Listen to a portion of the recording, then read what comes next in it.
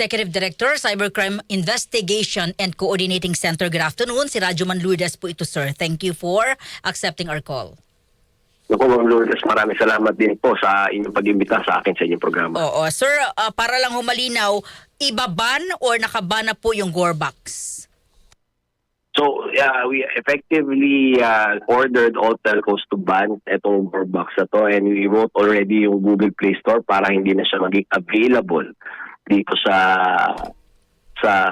platform nila to be downloaded, at saka ito dito sa Steam, which is a game downloading platform po. Oo. Mga kailan ho sila magko-comply? Yung mga telcos na kapag comply ho kagad, ito lang sila yung mga download sites natin, which is Google Play Store at itong Steam.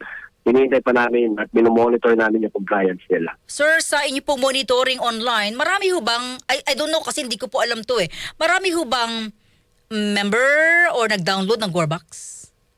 Maliit lang siya. Actually, hindi nga siya. It has a global download of 10 million downloads pa lang po. At hindi ito tinatawag nating active users. Oo.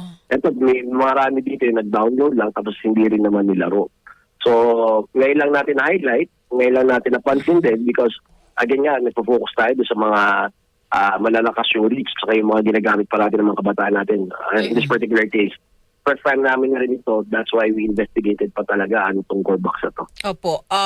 Maraming Filipino nag-download. But I doubt it, Ma'am Lourdes. Sabi ko nga, it's 10 million downloads globally. Okay. It's different from Roblox? Iba pa ba ito sa Roblox? Tama po, magkaiba po ito. No? Although same concept that it's very appealing sa mga kabataan because parang mga stickman yung characters, parang mga Lego lang yung characters eh.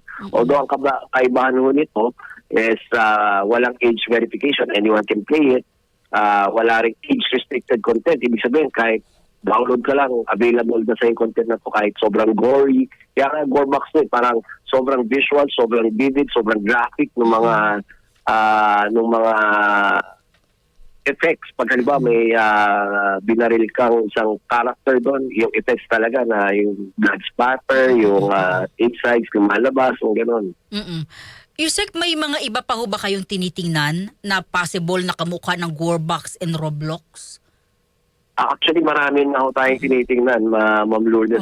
Even when we were discussing about the potential ban of Roblox before, nakita na natin to Sinabi na natin to, the writing was on the wall na itong mga games na to were being used to simulate, to plan out yung mga violent tendencies yung mga kabataan natin. And yet, di ba parang, dati yung criticism sa atin, Ma'am Lourdes, grabe.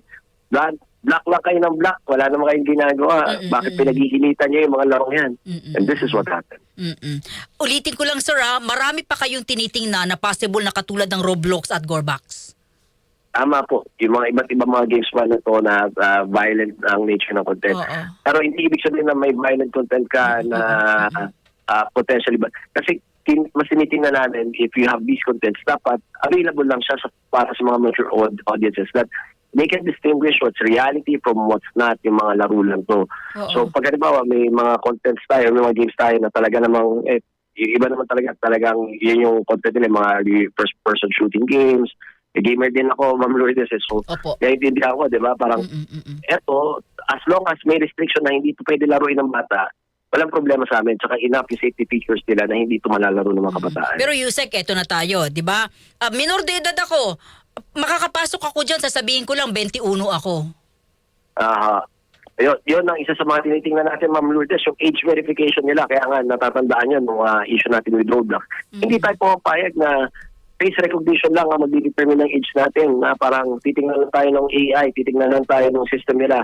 Sila na mag-estimate ng edad natin na hindi tayo papayag. Kaya nga, isa sa mga panuntunan na gusto namin i-adapt talaga nila if they would continue to do business here in the Philippines, which is one of their biggest markets, is to adopt the PhilSys system natin, which is our national ID, para doon sa age verification nila, para nakakatiyak tayo May mga maglalaro niyan, yung nagda-download niyan, talagang mature na enough for that particular content. Oo, pero sir, ito, mapapasok mo lang kung may load ka.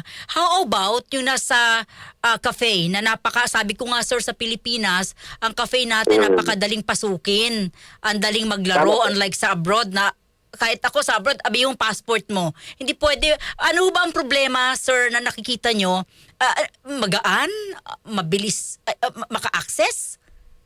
Tama kayo, no, ma'am? Kasi pag pumapasok kayo sa cafes, yung mga internet cafe, tapos naglalaro yung mga kabataan na sila-sila, di ba, yung mga first-person shooting game, yung mga Counter-Strike, kasi nilaro ko rin yan, Yes, tama yung Counter-Strike, di ba? So, yun nagiging problema natin. I think there is a lack of legislation and regulations to govern properly yung mga cafes na to, tsaka yung mga games na to. It's high time that tingnan natin yung mga models mo ng ibang bansa when it comes to regulation na ito. Kasi nga, ultimo, yung mga napapanood natin sa TV, highly regulated, kaya nga dyan po ang NTRCB, mga sinihan natin. Paano naman sa mga games? Sino ho nagre-regulate yan?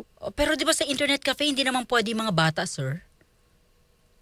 Supposedly. Ang supposedly. So, pag yung mga internet hindi rin not necessarily, Ma'am Lourdes, kasi internet cafes are also used by children who legitimately uses the internet for yung mga educational purposes. Diba? Minsan, pag halimbawa, wala ka naman computer sa bahay, makiki-internet ka for your research. Makiki-internet ka para doon sa online classes mo. Kaya lang, marami naman, ako nakakapasok ko sa ganyan, puro laro. Kaya nga, so I think following yung mga global standards natin, dapat ang nakakapag-download or access lang ng mga laro legitimately is yung mga players mismo. So nakikita natin. Dapat sa mga internet cafes, hindi na rin pinapayagan siguro. And this is what I'll propose kung sakasakaling matuloy po ang hearing, is to formulate regulations po paano yung sa mga internet cafes na yan, ano yung pinapayagan lang ng mga apps, ano yung pinapayagan ng mga systems, ano yung pinapayagan na ma-download ng mga kabataan natin. So, kasi nasanay tayong internet cafe, hindi talaga internet but a gaming cafe talaga eh. Okay.